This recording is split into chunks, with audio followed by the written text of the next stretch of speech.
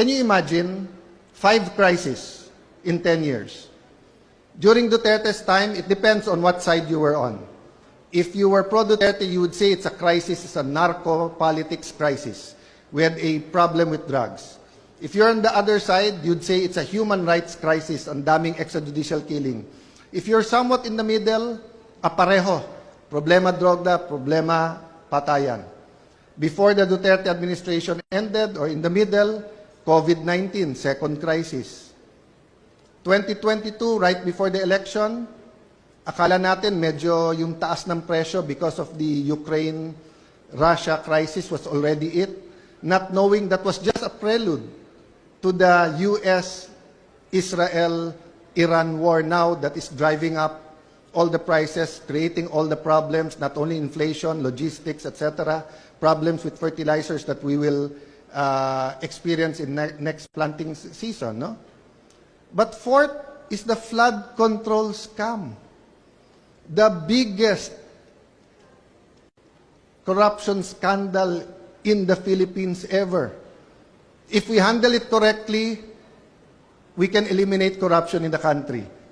If we don't handle it properly, we will have the biggest cover-up in our history.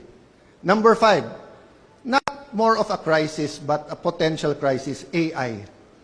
AI will change everything. So can you imagine in 10 years, 2016 to 2026, our young people, your children, have faced this.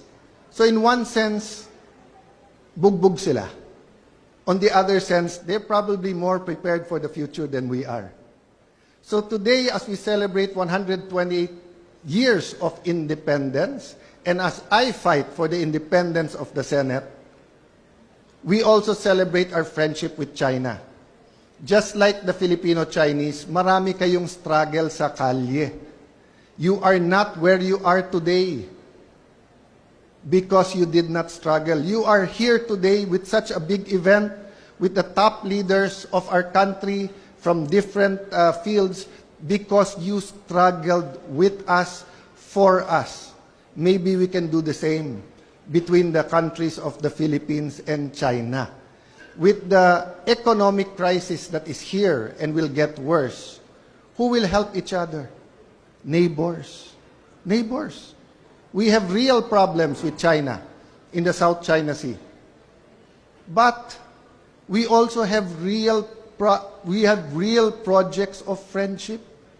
When we had a problem in Marawi, China had to retool their armory or their factories for guns because we requested guns and they were not making those type of guns. They helped us during our time of need. So, you know, it's not about being pro-US or being pro-China. It's about being pro-Philippines and saying all of them should be our friends. We should not have enemies. And that is what Filipino-Chinese is about. You don't want enemies.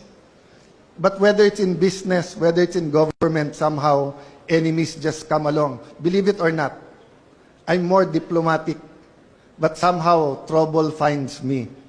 But I'd rather be nowhere tonight but then celebrating with you because through your achievements, each and every table here, I see there is much hope.